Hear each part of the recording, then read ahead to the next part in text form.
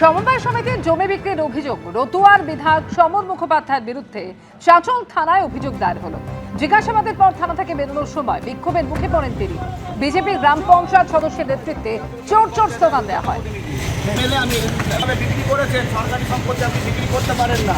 আপনি বয়োজ্যেষ্ঠ লোক, দীর্ঘদিনের একদম আমি একজন বিধায়কের সাথে কথা বলছি, এটা আমি জানি। দীর্ঘদিনের রাজনীতিবিদ, আমি সেটাও জানি। আমাকে ওই যে জমিটা আমার দেখানো হয়েছে, আপনি সেটা দেখলেন না। এই ছবি নেওয়া কি করে হয়? কি করে হয়? একদিকে আজকে রাজ্য বিধানসভায় আপনারা জানেন একদিনের বিশেষ অধিবেশন রয়েছে, যেখানে কলকাতা এবং হাওড়া এই দুই পুরসভার ওয়ার্ডের আসন পুনর্বিন্যাস নিয়ে সংশোধনী বিল আনার কথা, যার মধ্যে হাওড়ার বিল ইতিমধ্যেই পেশ হয়ে গিয়েছে, পাশও হয়ে গিয়েছে।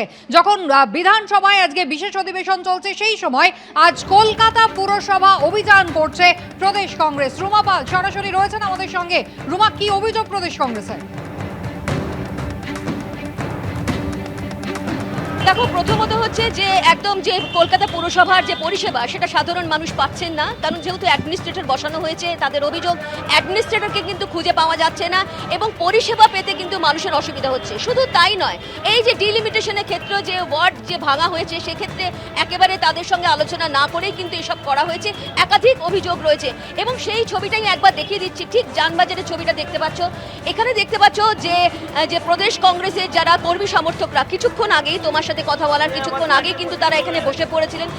প্রায় 15 মিনিট ধরে কিন্তু এই পুরো রাস্তাটা অবরোধ করা ছিল এবং এই মুহূর্তে পুলিশ একটু সরিয়ে দিচ্ছে। যেখানে শুভঙ্কর সরকারের নেতৃত্বে এই কংগ্রেসের অভিযান ছিল একদম কলকাতা পুরসভা, কিন্তু কলকাতা পুরসভা পর্যন্ত যেতে দেওয়া হয়নি। যানবাজারে কিন্তু এখানে একদম লোহার ব্যারিকেড দিয়ে আটকে দেওয়া হয়েছে এবং সেই ছবিটাই একবার দেখাচ্ছি। ঠিক যানবাজারে দেখতে পাচ্ছ যে পুলিশের সংখ্যা যথেষ্ট রয়েছে এবং সেখানে কিন্তু একদম লোহার ব্যারিকেড দিয়ে এই মিছিলকে আটকে দেওয়া হয়েছে। শুধুমাত্র ডেপুটেশন দেওয়ার কথা ছিল, ডেপুটেশন ক্ষেত্রে কিন্তু বলা হয়েছে পুলিশের তরফ থেকে শুধুমাত্র রিসিভিং সেন্টারে তারা দিতে পারে। কংগ্রেসের এই কলকাতা পুরসভা অভিযান, যাকে ঠেকাতে ইতিমধ্যেই তৈরি রয়েছে কলকাতা পুলিশ। রুমা, ধন্যবাদ। কলকাতা কর্পোরেশনে 4টি জেলা নিয়ে আজকে ঘেরাও আমরা দেখতে পাচ্ছি। গোটা কলকাতা কর্পোরেশন এবং সারা বাংলার পৌরসভা সব অচল হয়ে গিয়েছে। যারা নির্বাচিত প্রতিনিধি তারা পদত্যাগ করেছেন, কাউকে পদত্যাগ করতে বাধ্য করা হয়েছে, কেউ ভয়ে পালিয়ে গেছে, সার্বিকভাবে অচল। মিউনিসিপাল কমিশনার কলকাতা পৌরসভা যা ইচ্ছে তাই করছেন। তিনি ডিলিমিটেশনের কথা, জনগণনা হলো না, সেন্সাস নেই, কেন অবৈধভাবে আজকে জনগণনার না করে ডিলিমিটেশন করা হচ্ছে, ওয়ার্ডকে ভাঙা হচ্ছে, কেউ জানে না। এবিপি আনন্দ, এগিয়ে থাকে, এগিয়ে রাখে।